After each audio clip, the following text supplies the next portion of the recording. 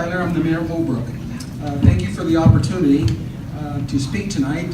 First of all, I want to, who all knows where Holbrook is located?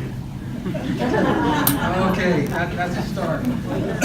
Holbrook is a nice little community. I was raised there. I've been there 59 years come next Tuesday. And so it's a great little community. I love it. I got into politics about 6 years ago. I was down in Phoenix working for SRP. I was working down for SRP at one of the power plants, and right after the election, the plant manager paged me in to come into his office. I thought, oh my goodness, what's going on? I go down and he tells me, he says, Bob, you know we have TV here, and the president is going to be talking here in a little bit. Would you like to go and watch it? I was shocked. Everybody else is out there working. He gave me this opportunity. I got the chills. I still got the chills from just mentioning it right now.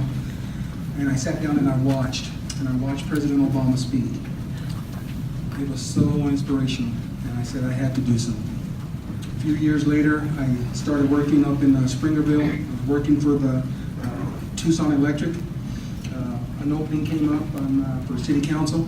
I was sitting there. That little voice came up and said, go forward. And I went in front of the council, and Vice Mayor Carlisle, he was there, and so one of the things I told everybody, I said that I've done this.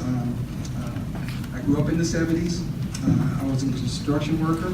I did get high, I did do cocaine, I did all those bad things in the 70s. That's the reality.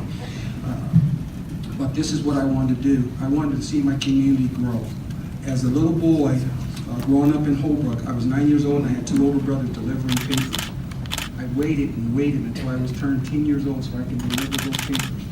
When I turned 10 years old, and I'm going around in that community and I'm delivering those papers, they'd only give me 10 at a time because they wanted to make sure I could sell all those 10 newspapers. And so when I finished selling those newspapers, and when I sit here, and I was mentioning it to Joe a minute ago, he asked me, why do you think you're going to win? And my comment to you, Joe, is this is the American dream. This little boy that grew up across the river in Holbrook, and was blessed with dry bodies. This is the American dream. I have this opportunity. This opportunity was given to me from all the blessings that my grandmother, all the prayers that my grandmother and my great-grandmother were doing. I'm receiving those blessings. There is something that's very passionate to me, and that is health care. We're all sitting in here, we're all really thinking about our health care. I'm going to share a little thing with you on the health care. My brother Michael, he took a title from me in 1960. November 7th, 1960, he took the title of Little Brother away. He took that title away from me, and I was so happy. My little brother Michael and I were really close. October 15th, 2015, I get a phone call. Hey, Bob, I have a stomach ache. I'm going to go to a hospital up in Sholo. My brother goes to the hospital. I get a phone call about 30 minutes later. Bob, they're air vacuuming me out to Mayo Clinic. They start to air vac my brother down to Mayo Clinic. When he gets down there, I jet down. I have to say this to Wade. Thank you for all the time sitting in on the meetings for me. There was a lot of them, but my little brother is my little brother. My little brother, that stomach ache his heart was pumping at 8%. There was a blood clot that went from his heart into his kidney, ruined his kidney. His kidney was ruined. When we got down there to Mayo Clinic, they told him that his heart was pumping at 8%. My brother worked 33 years as a supervisor for ADOT. His wife, 30 years for the NBC College. She was in charge of the bookstore, 30 plus years. My brother had to have a heart transplant. May 2015, my brother receives a heart. When my brother received the heart of May 2016, we all know what was happening in May of 2016. I'll remind you, Officer Glasser was killed. Officer Glasser was killed. My brother received his heart. It goes deeper. I was sitting there, and the pastor came in and he said, "Mr. Tyler, this is a blessing for you here today." I said, "Yes, it is, sir." I said, "My little brother gets another opportunity." But as we sat there in that room, and we're sitting there in that room, and the reality starts to hit, another family comes in.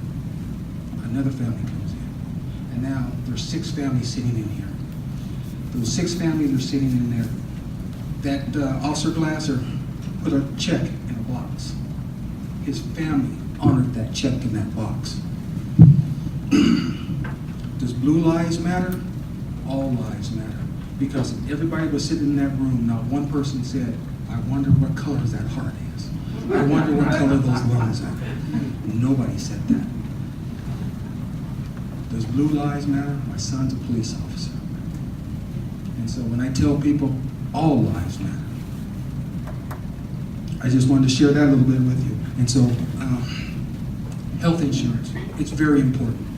When my little brother said, "Bob," he was just in the hospital 2 weeks ago for 13 days in Mayo Clinic.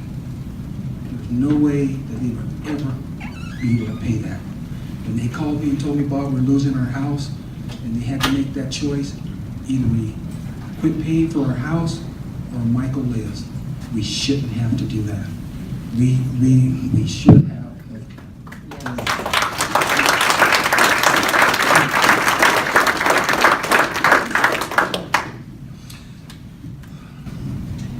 Let me gather myself a minute. And so, healthcare is very important to us. Jobs.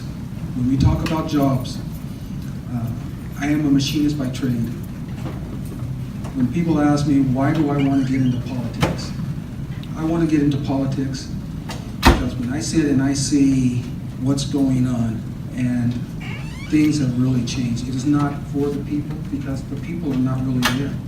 Because when your Moore's compass is that broke and you can't determine right from wrong and you see that, there's something wrong. And so we have to send this message, and that's what we're doing. When they ask me why am I running, this is why I'm running. It's for everyone here. I'm the voice. I want to be that voice, and I want to carry that and let everybody know this is what's happening. This affects everybody. I live payday to payday. I've lost a job because I slipped and fell and I injured myself. This is reality. When other people are sitting out there and they're making all these decisions and they're affecting us, like this DACA program, when 45 is sitting in there and he makes that comment and he says, "Those people, that's wrong. Those people have a name. Those people are kids. Those are somebody," like my grandmother used to always say, "That's somebody's baby." And man, we need to remember that and remember those little things like Grandma used to always say. I could go on for hours, but I don't want to do that.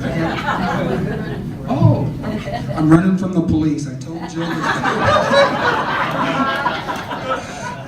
I'm running for a House of Representative for LD6. I still want to represent the people. I want to keep that hand on the people because not that hand on the people. I want to be that voice for the people. I want to stay in contact with the people because like when I talked to Vice Mayor Carlisle, and when we were sitting here talking about this, we worked very well together, and so that will be my leader, and we will work together, and we want to work for everyone. Thank you very much.